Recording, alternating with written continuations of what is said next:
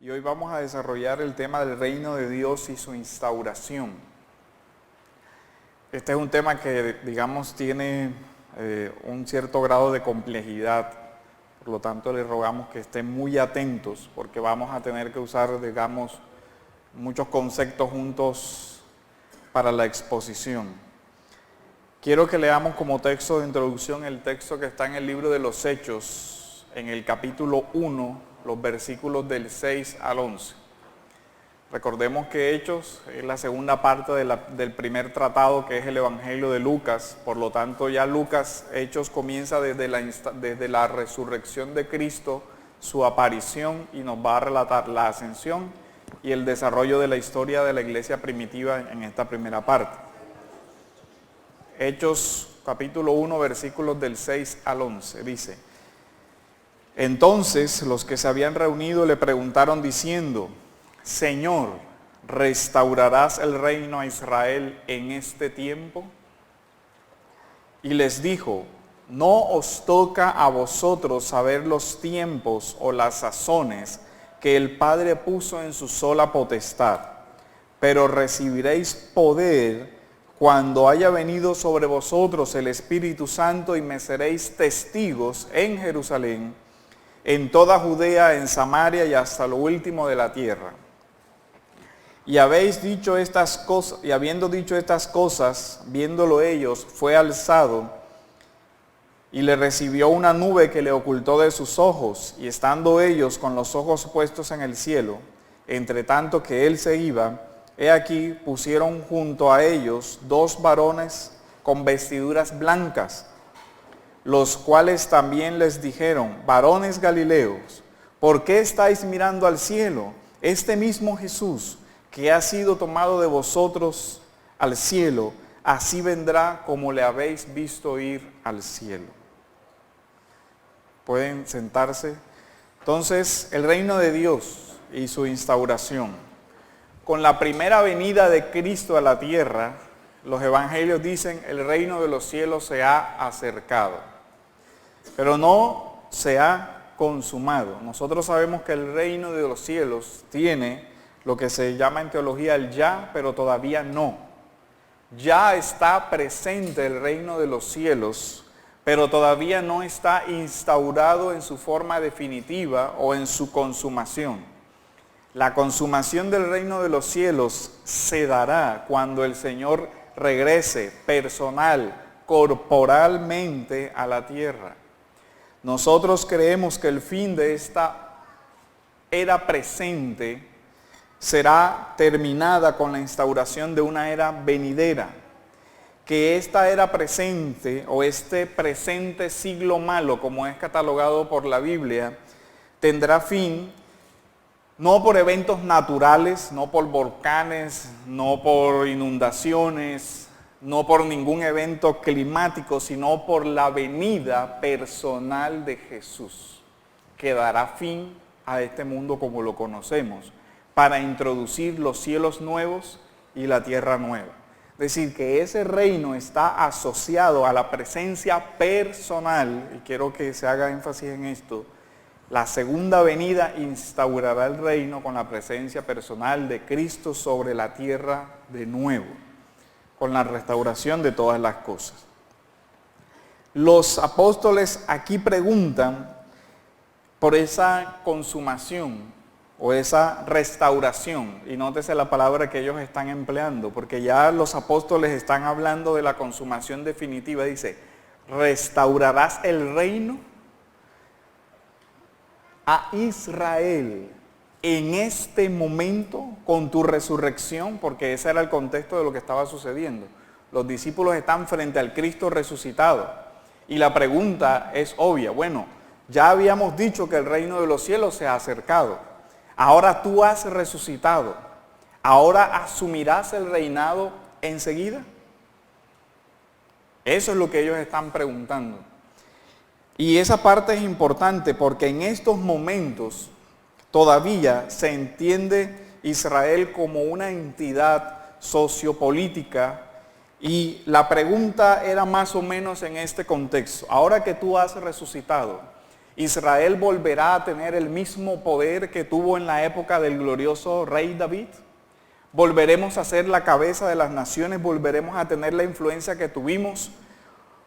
¿O se podría interpretar la pregunta como, ¿aplastarás a los romanos ahora, enseguida? ¿Aquellos que nos están oprimiendo? ¿Restaurarás el reino de Israel en este tiempo? Notemos que la pregunta tiene muchos aspectos. Una es de un orden político, que presupone un orden social. Una forma de gobierno, el reinado, la monarquía, la reminiscencia de David. Recordando el modelo davídico y que fue la época donde mayor esplendor tuvo todo el pueblo de Israel. El pueblo, que es un concepto sociológico de Israel, frente a los otros pueblos, en este contexto los romanos, está la pregunta entonces por una reminiscencia histórica. ¿Restaurarás la gloria que antes tuvimos? ¿Nuestro gobierno como antes lo conocimos? ¿Volverás a establecer el linaje de David, el reino terrenal? Esa es la pregunta por la reconstrucción de ese reino. Otro aspecto que tiene la pregunta es el tiempo de la reconstrucción de este reino. Dice, ¿restaurarás esto en este tiempo? El tema del tiempo quedó sin responder, porque el Señor le dice, no les voy a responder eso, porque a ustedes no les corresponde saber el tiempo. Pero hay algo que quiero también que note en la respuesta, o en la pregunta, es que ellos todavía unían pueblo de Israel con reino de Dios. ¿Restaurarás el reino a Israel? Esa pregunta tiene un orden temporal, es decir, un pueblo concreto identificable. ¿El reino de Israel será restaurado? Esa pregunta no es respondida en el plano que ellos esperaran. Pero en Hechos capítulo 15, versículos 14 al 16, vemos cómo vuelve a hablarse del reino de Israel, pero ahora hablando de los gentiles y la inclusión de los gentiles en el pueblo de Dios. Este es el concilio en Jerusalén, todo el debate que se originó por la predicación de Pablo y cómo los gentiles se iban a relacionar con el Israel que todavía estaba visiblemente establecido. Simón ha contado cómo Dios visitó por primera vez a los gentiles, Cornelios, ¿se acuerdan? Para tomar de ellos pueblo para su nombre. Y con esto concuerdan las palabras de los profetas. Como está escrito, después de esto volveré y reedificaré el tabernáculo de David. El tabernáculo de David es una expresión aquí para la herencia, el reinado de David. Aquí se dice que va a restaurar el tabernáculo de David. Y dice que la predicación o inclusión de los gentiles como pueblo de Dios es el cumplimiento de la restauración del tabernáculo caído de David. Ese es un aspecto importante de cómo ahora la iglesia comienza a entender el reino y lo comienza a asociar no con un pueblo jurídicamente establecido, con una nación, sino con este pueblo que está siendo ingresado ahora por medio de la predicación. Dice que está caído y lo repararé, y repararé sus ruinas y lo volveré a levantar. Luego vemos entonces que la pregunta tiene una dimensión de tiempo, a la que el Señor responde, no os toca a vosotros saber los tiempos o las sazones que el Padre puso en su sola potestad. Pero sí deja claro algo, y es la misión de la iglesia o de los discípulos en ese intermedio de tiempo. Porque lo que sí les dice es, esperen un poco de tiempo, porque recibiréis poder cuando haya venido sobre vosotros el Espíritu Santo y me seréis testigos. Aquí testigo es una palabra que también se puede leer como mártir, martiria. Me seréis testigos. Todos sabemos que eso se cumple en el siguiente capítulo del libro de los Hechos, cuando viene el Espíritu Santo, desciende sobre todos y comienza la iglesia a proclamar hasta lo último de la tierra el Evangelio. Aquí vemos entonces que la misión que Jesús le encomendó a la iglesia después de haber sido resucitado es el ser testigos, la proclamación, no la instauración de un reino, porque la instauración de un reino, como los ángeles lo explican a los apóstoles, les dice, este mismo Jesús que ustedes han visto ascender, ustedes verán volver. Cuando eso suceda, ese Jesús, ese rey, instaurará el reino. Pero a ustedes no les compete saber cuándo será esa segunda venida corporal, terrenal y como rey glorioso. Así vendrá. Esta es la consumación. Ahora, ¿qué creemos nosotros que sucederá antes de esa segunda venida? Desde la escatología amilenial, nosotros creemos que esa segunda venida estará precedida por una gran apostasía, por un gran combate contra la iglesia, por un gran ataque contra la fe, que originará incluso persecuciones, como lo describe Mateo 24. No creemos que haya una era dorada antes de la segunda venida. Creemos todo lo contrario, que ha sido incluso el modelo de lo que la iglesia ha vivido por muchas etapas. De la batalla contra el imperio, que era lo que el pueblo judío en esa época estaba viviendo. Que ya lo explicó el pastor Jesús, la diferencia en el tema escatológico que no voy a desarrollar. Ahora, este punto necesita un matiz. Creemos que el mal aumentará en los postreros días, que este presente siglo seguirá siendo malo. Creemos que la iglesia será perseguida, que la iglesia va a sufrir. Obviamente no creemos en ese tema del rapto, creemos que la iglesia va a sufrir literalmente lo que la iglesia primitiva sufrió y padeció bajo el imperio romano. Pero eso no nos debe llevar a nosotros a una visión determinista o fatalista. Al contrario, debemos ver el ejemplo de la iglesia primitiva cuando eso suceda. ¿Y qué hizo la iglesia? Resistió, luchó, enfrentó la persecución. ¿Cómo la enfrentó? Con la proclamación del reino de Dios, con la proclamación de la palabra, con el martirio. Por eso cuando dice ahí ser testigos, la palabra que usa en griego es ese, martiria. Con la sangre la iglesia resistió el imperio. Y el Señor nos dé fuerza para que cuando ese momento llegue, sea que lo vivamos nosotros o nuestros hijos, lo afrontemos con la misma dignidad que la iglesia lo ha hecho en toda su historia. Cuando uno recuerda la historia de sangre de la iglesia, da dolor. Cuando uno recuerda hermanos comidos por leones, hermanos empalados, quemados, torturados, esa ha sido la historia de la iglesia. El Apocalipsis es el recuerdo del canto de los que fueron decapitados por causa del testimonio de Jesús. Y eso fue así de literal, pasados por espadas, crucificados boca abajo. Pero cuando nosotros vemos eso en la historia, también vemos cómo la iglesia se levantó y luchó.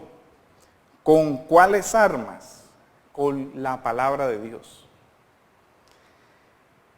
¿Eso qué quiere decir? Que nosotros sabemos que a pesar de que la iglesia afrontará todo eso, no nos entregamos ni a un fatalismo, ni a un determinismo, ni a un dejar hacer, dejar pasar, sino que le esperamos que la iglesia gloriosa del Señor Jesucristo asuma con valor cuando eso suceda. Pero decíamos, no con una conciencia fatalista de no vamos a poder hacer nada, no vamos a poder enfrentar esto, simplemente dejemos que todo pase, porque no fue la reacción de la iglesia en la historia y nunca ha sido esa la reacción. Al contrario, la iglesia en esos momentos, dicen los padres de la iglesia, que la iglesia ha florecido por la sangre de sus mártires. Y eso ha sido cierto. ¿Cómo llegamos hasta hoy? De 12 discípulos, ¿cómo llegamos a ser lo que somos hoy? Por el sufrimiento. Todos esos 12 discípulos, 11 de ellos muertos, uno de ellos muerto en el exilio, en una isla. Ahora, ¿qué quiere decir eso? Que nosotros como creyentes debemos estar preparados para eso. Ahora, pero cuando decimos preparado para eso, no se trata de pretender, irrumpir, usurpar o gobernar la tierra para evitar que eso suceda. No es pretender entonces que la iglesia va a asumir como proyecto o como misión controlar el imperio para evitar todo eso. Esa no va a ser la respuesta. Nunca fue la respuesta en la historia de la iglesia. Esto para aclarar qué cosa. Nosotros sabemos que hay un orden temporal, me refiero a un estado temporal, y hay un orden celestial. Que nosotros en este tiempo presente vivimos en esos dos órdenes. Pero la iglesia debe tener en cuenta cuál es su misión principal. La proclamación del reino de Dios. No el proyecto de instaurar un reino terrenal visible que refleje todos los principios del reino de Dios, porque eso lo traerá Cristo cuando Él vuelva.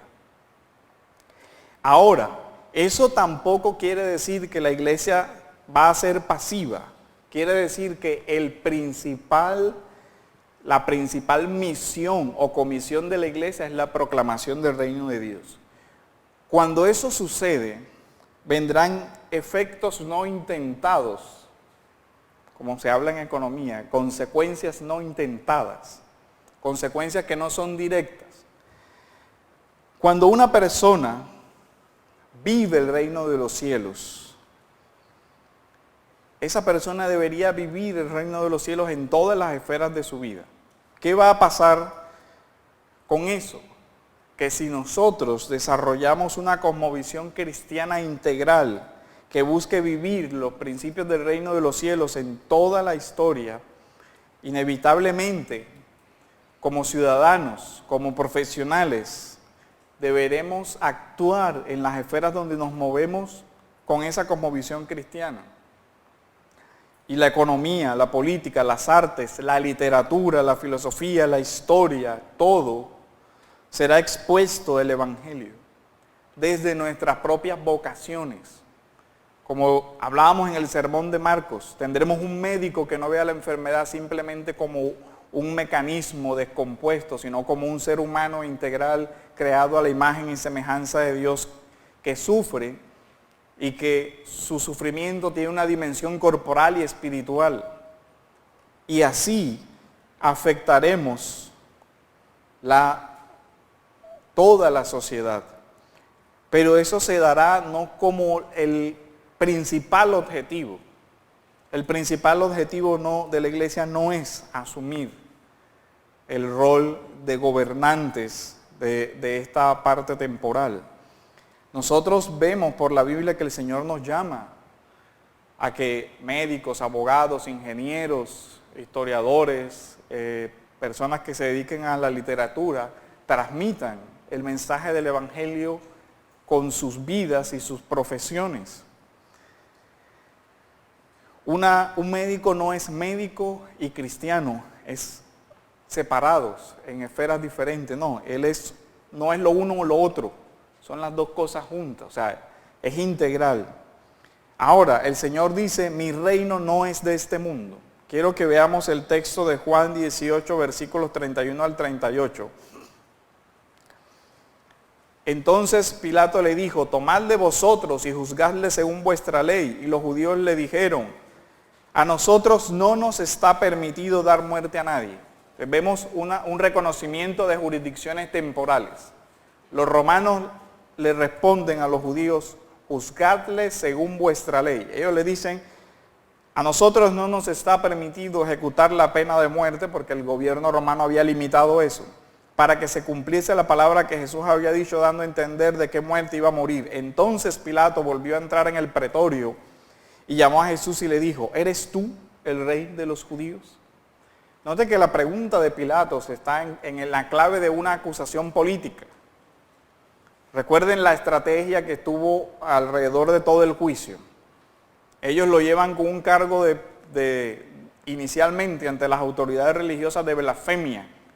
Pero cuando llegan ante el procurador romano, ellos saben que el delito de blasfemia para los romanos era irrelevante. A nosotros que nos interesan sus asuntos de religión. Pero ellos presentan el cargo después con un matiz político. Él se proclama rey. Y así quedó en la sentencia. Jesús le respondió, ¿dices esto por ti mismo o te lo han dicho otros de mí? Pilato le respondió, ¿soy yo acaso judío? ¿Me interesa sus problemas políticos? No, me interesa. Me interesa siempre y cuando toquen al imperio romano.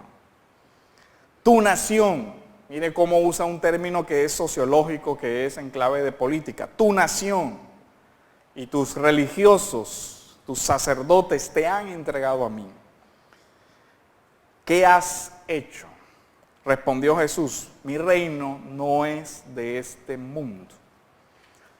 O sea que le responde, sí, soy rey, pero no dentro de la dimensión temporal como me presentaron. Mi reino no es de este mundo. Si mi reino fuera de este mundo, mis servidores pelearían para que yo no fuera entregado a los judíos. Usarían la espada que caracteriza a el reino temporal. Pelearían. Pero mi reino no es de aquí, le dijo Jesús, le dijo entonces Pilato, luego eres rey. Otra vez vuelve la pregunta. Respondió Jesús, tú dices que yo soy rey. Yo para esto he nacido y para esto he venido al mundo, para dar testimonio a la verdad. ¿Sí ve cómo se introduce otra vez el tema del testimonio de hechos? Para dar testimonio. Todo aquel que es de la verdad oye mi voz, le dijo Pilato, ¿qué es la verdad? Y cuando hubo dicho esto, salió otra vez a los judíos y les dijo, yo no hallo en él ningún delito. Sin embargo, por razones políticas terminó condenándolo.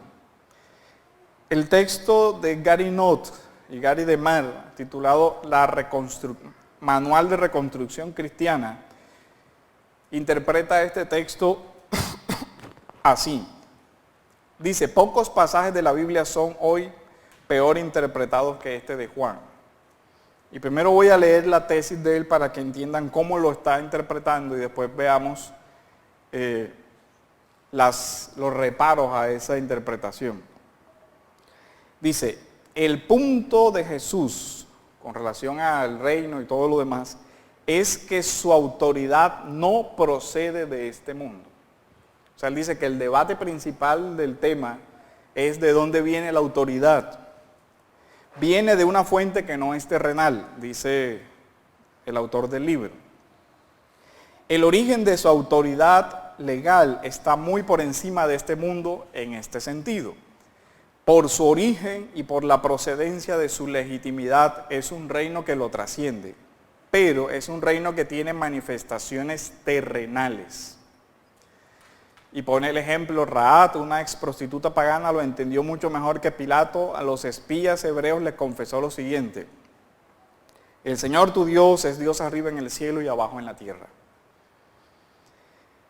Entendió que tiene expresiones y manifestaciones terrenales y políticas, el reino de los cielos.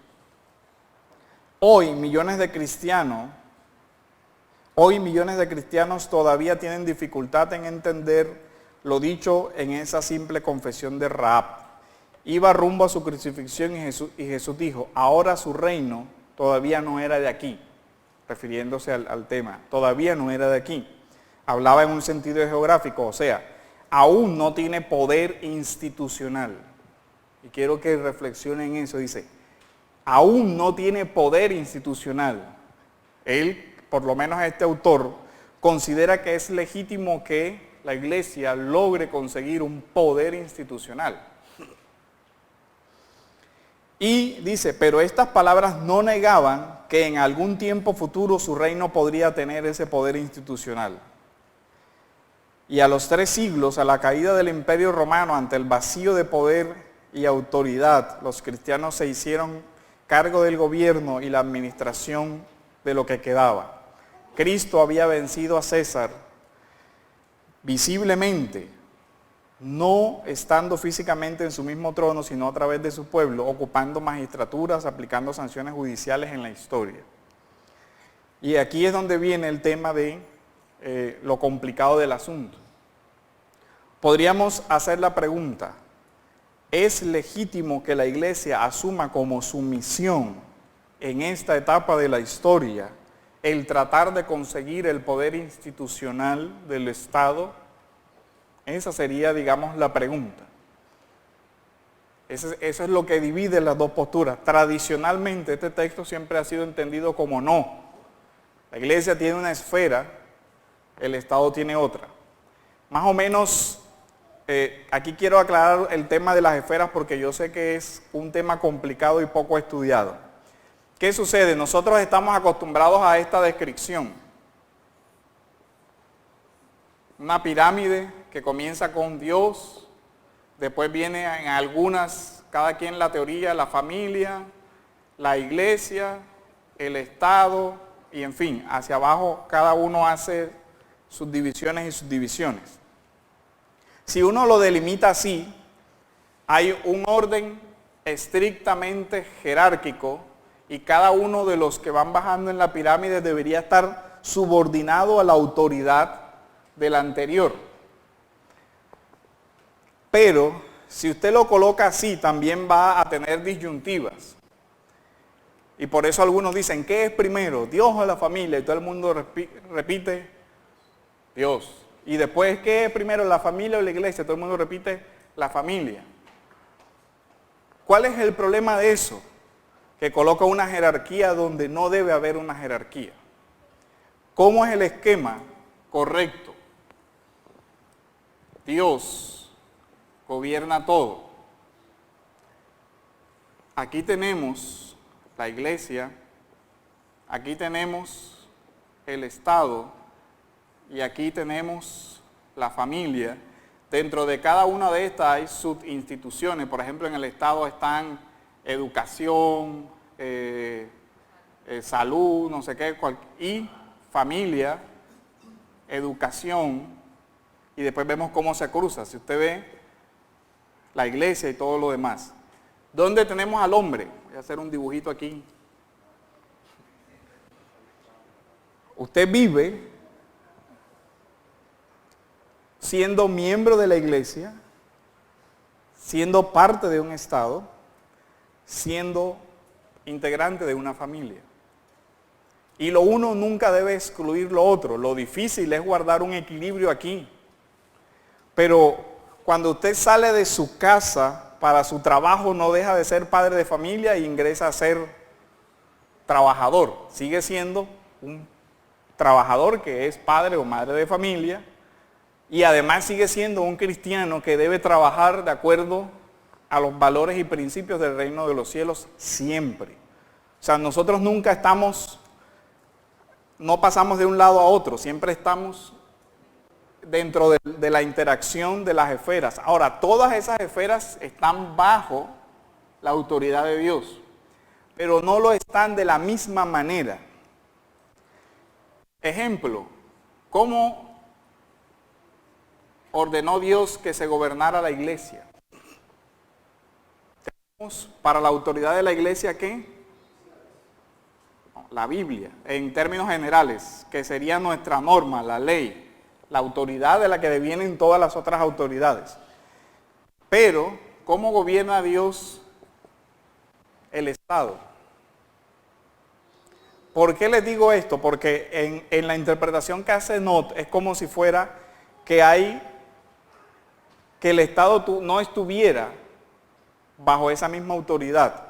Porque él hace la salvedad de que de lo que Jesús estaba hablando era de que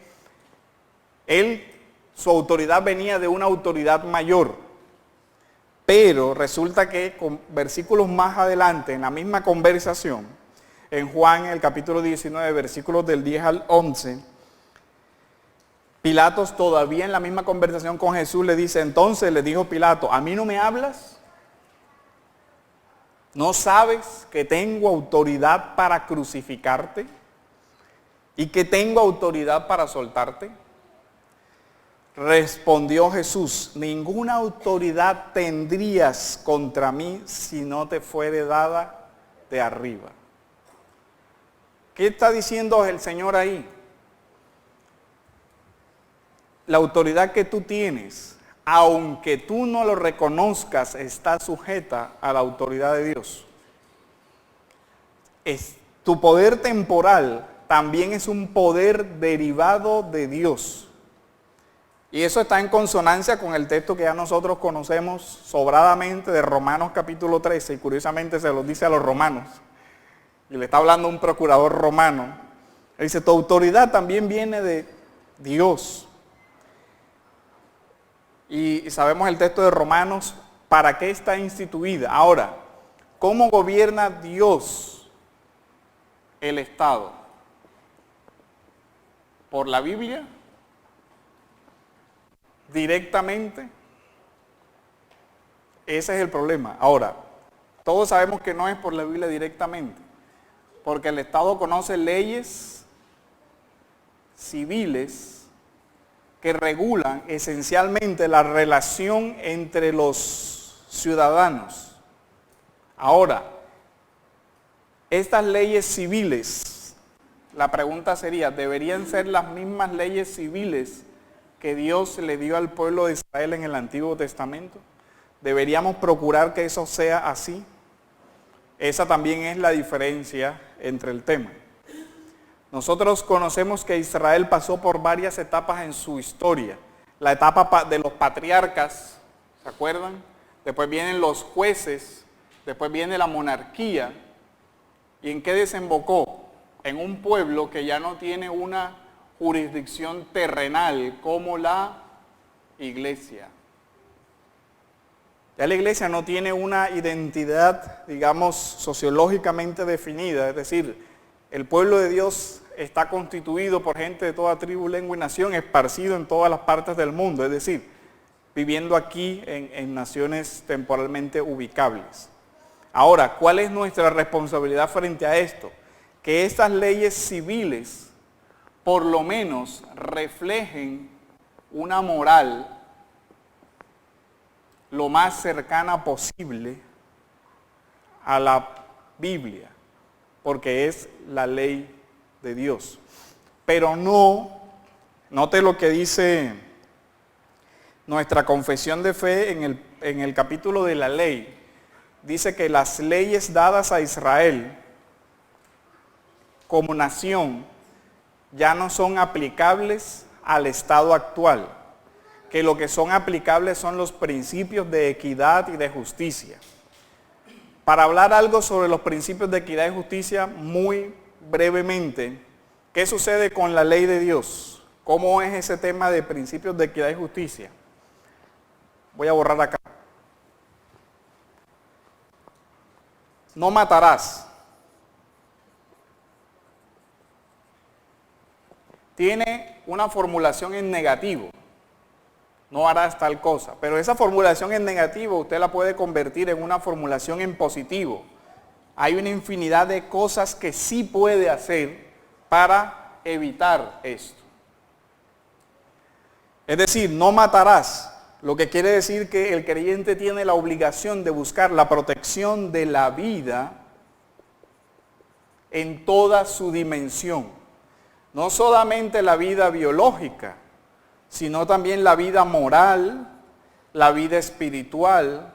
Por eso Jesús dice, si tú has hablado contra tu hermano, es como si lo hubieras matado, porque ve el valor de la vida moral, del buen nombre como parte de la vida. ¿Hacia dónde nos lleva eso? Hacia Dios, que es dador de la vida, dueño de la vida. De ahí que este principio es aplicable en todos los tiempos. Pero note que el no matarás no tiene una lista de las formas de matar. No dice no lo envenenarás, no lo empujarás, no dice eso. No necesitamos que tenga una lista exhaustiva de todas las formas de matar para entender que cualquier descripción que atente contra la vida está incluida dentro del mandamiento. Estos son los principios de equidad y justicia que orientan la palabra de Dios, que nosotros debemos buscar que reflejen estas leyes civiles. Y aquí sí hay un problema serio, porque hoy se pretende que el derecho se desligue de todo concepto moral. Pero ahí hay un pequeño problema. ¿Cómo hacemos para construir un concepto de justicia que no dependa de la moral? Porque ¿qué es lo justo? ¿Lo que es bueno o qué es lo injusto? ¿Lo que es malo? A menos de que construyamos una categoría diferente para decir justo es lo que conviene o lo que no conviene, lo que yo creo que a mí me parece o no me parece, etcétera, etcétera, que es lo que se está haciendo hoy. Ahora, eso es a lo que la iglesia no va a renunciar, porque esa hace parte de la misión de la iglesia. Ahora, ¿qué sucede con este sistema? Nosotros reconocemos solo un soberano, Dios. Las otras esferas tienen un rol de autoridad limitado. Israel conoció una monarquía en un momento de su historia, pero a diferencia de las otras monarquías del momento, Israel nunca consideró que su rey era divino. Pero las otras monarquías de la época sí. El faraón era Dios. Por lo tanto, el faraón era autoridad ilimitada. Ese concepto se conoció incluso hasta la Alta Edad Media, donde el rey... ¿Se acuerdan de la película esa de Corazón Valiente? Cuando uno de los le habla al rey y el rey le dice, ven acá, tal, lo tira por la ventana. Y los guardias miran hacia arriba, fue el rey. El rey tiene derecho de vida y muerte porque le dio la gana y punto. No hay concepto de derechos humanos, límite del poder, nada de eso. No, ese concepto no existía.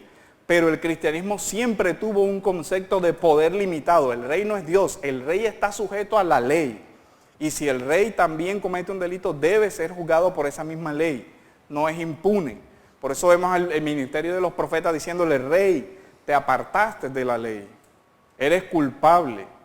Igual el concepto de la familia. En Roma el padre tenía derecho de vida y muerte sobre sus hijos. En la Biblia no. Si un padre romano le daba la gana de matar a su hija o a su hijo, no pasaba nada. Pero la Biblia no le da ese derecho al padre. Igual en el Estado, nosotros creemos que el Estado tiene una autoridad que es limitada. Y cuando excede su esfera, el creyente puede resistir esa extralimitación del poder, porque el Estado no es divino, ninguna institución es divina, ni siquiera la iglesia. Ningún pastor es infalible, ni ningún líder religioso de alguna naturaleza tiene poder ilimitado. Él no puede transgredir ninguna de esas esferas. Es decir, un pastor no puede llegar a un padre de familia y ordenarle cómo va a administrar su casa. El Estado tampoco puede llegar aquí a decirle cómo va a educar a sus hijos, o no debería, que lo intenta hacer es otra cosa. Estos poderes deberían trabajar armónicamente, cada uno en su misión principal, pero sabemos que por causa del pecado eso no sucede así. Cada uno intenta tener más poder y de ahí surgen todos los sistemas totalitarios. Por eso es que por lo menos a mí me preocupa en extremo que la iglesia intente hacer esto. Para mí eso es totalitarismo y eso es peligroso. Y la historia ha demostrado que cuando eso ha sucedido, ha sido trágico. Tenemos la historia religiosa de las cruzadas. ¿Saben por qué se dieron las cruzadas? Por la teoría de las dos espadas. ¿Saben lo que se creía en esa época? Que Dios había hecho la pirámide. Y adivinen a quién había puesto arriba. A la iglesia. Debajo, al Estado. De tal forma que el Estado era un siervo de la iglesia. Y eso se conoce en la historia de la idea política como la teoría de las dos espadas. El simbolismo. El Papa le investía con la espada al rey para decirle, yo soy el que te estoy dando la autoridad. Tú eres el brazo de la iglesia. ¿Ya ve? Tú estás sujeto a la autoridad de la iglesia. Y gobernaban los papas. Y ya sabemos lo que pasó en la historia. Incluso en la historia protestante eso se presentó. Y vemos guerras de religión por eso. Donde la herejía se persiguió con la espada y se ejecutaron. Estos son, digamos, los peligros. Ahora, no decimos que estos hermanos crean esto. Decimos que esto es un peligro al que se puede acercar haciéndolo así. Ahora, ellos son muy cuidadosos en decir, es que nosotros no queremos imponer nada. La pregunta es, ¿cómo puedes no imponer si lo legislas? El carácter de la ley, como es definido en nuestra legislación, es que el carácter de la ley es mandar, prohibir, permitir, so pena de castigo. Si no hay castigo, no hay ley. Eso es así de sencillo. Si no hay una sanción que acompañe eso, pues no tiene ningún efecto. Si vamos a hacer una ley que no tenga sanciones, pues no hagamos nada y quedamos igual. No tendría ningún efecto. Pero el tema es ese, si es legítimo que la iglesia buscara tener ese poder institucional en sus manos, o sujeta, derivada o como fuera. Porque inevitablemente si tenemos ya estas dos esferas, la otra va a quedar igual. Ahora, no siempre es la misma teoría, porque algunos pretenden que la familia sea quien tenga esa preeminencia. Pero en cualquiera de las versiones tenemos un problema, y es que para mí, inevitablemente va a haber siempre un conflicto ahí de quién tiene la autoridad, de poder. Y cada esfera de esta tiene misiones. El Estado tiene su misión, la iglesia tiene su misión y la familia tiene su misión. Que todas deben estar bajo la autoridad de Dios. Entonces, digamos, esos serían digamos, a rasgos generales, el tema. Hay muchas otras cosas, pero ya no hay tiempo. Pero más o menos creo que queda claro, o medianamente claro, cuál es el tema. ¿Cuál es básicamente nuestra posición? Hay que tratar de conservar esto, que cada esfera tenga su rol, su misión. Ahora, una persona ejerce varios roles porque cada uno está dentro de varias esferas. Mi esfera civil, mi esfera laboral, mi esfera familiar, pero todas ellas están integradas por una normatividad especial. Recuerden que eso sucedía en el Antiguo Testamento también. Los sacerdotes tenían su propia ley, Levíticos. El rey tenía su propia ley. Los padres tenían mandatos expresos derivados de la ley de Dios. Y así, pero cada uno de acuerdo a su misión. 10 minutos. Sí, bueno.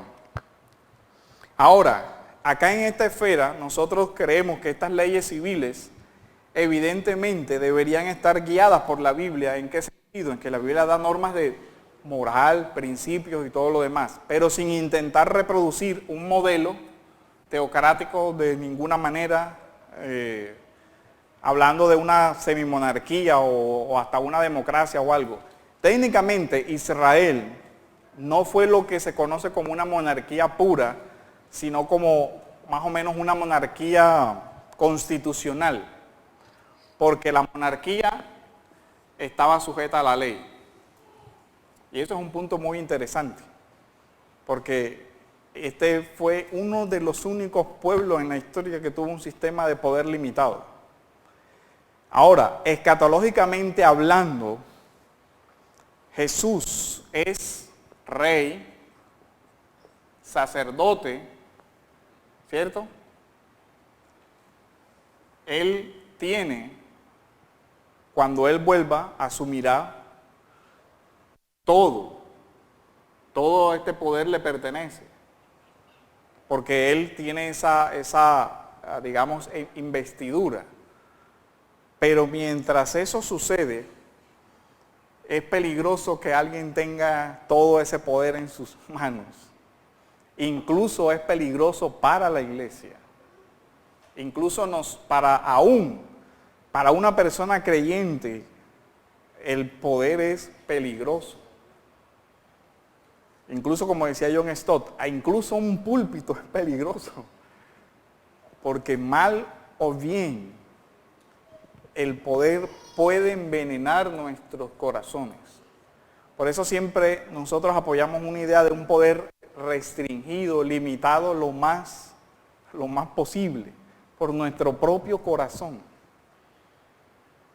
Nosotros siempre pensaremos que vamos a utilizar el poder para el bien. Pero esa es la tendencia de nuestro engañoso corazón. Cuando lo tengamos, ahí veremos otra cosa y saldrán otros deseos. Pero hay que hacer el bien a la gente, vamos a controlarlo, vamos a sacar una ley que prohíba tal. Cerremos todas las tabernas, cerremos todos los estaderos, prohibamos que se vendan licor y todo lo demás, y cuando veamos, no podemos crear este reino con una imposición, porque el reino de los cielos primero es una ley que Dios interioriza en el corazón del creyente. Ahora, tanto la iglesia como el Estado, todos están sujetos. Ahora, por eso nosotros hacemos una limitación aquí. Si estas leyes civiles infringen valores morales, ¿qué puede hacer el creyente? Agustín decía, ley injusta no es ley sino violencia. Decía, cuando la ley traiciona el deber de justicia, ya no es ley, sino que es violencia.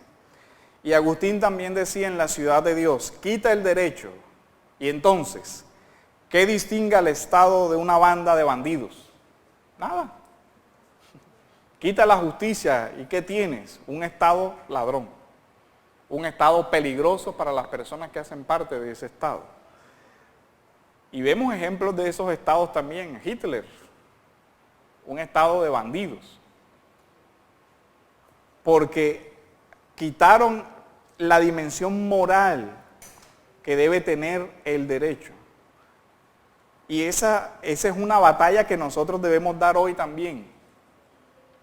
Por eso decía, no es una invitación a que, no, esa esfera a mí no me interesa. No, hay que luchar porque las leyes en nuestro país reflejen una ética, reflejen una cosmovisión de la vida. Por ejemplo, por eso usted siempre va a encontrar la iglesia aquí contra no aborto. Y alguien dirá, pero es que no hay ningún mandato en la Biblia que diga que no abortarás. Dice, sí, pero es que lo incluimos dentro de no matarás. Porque se protege la vida desde que Dios la trajo al mundo.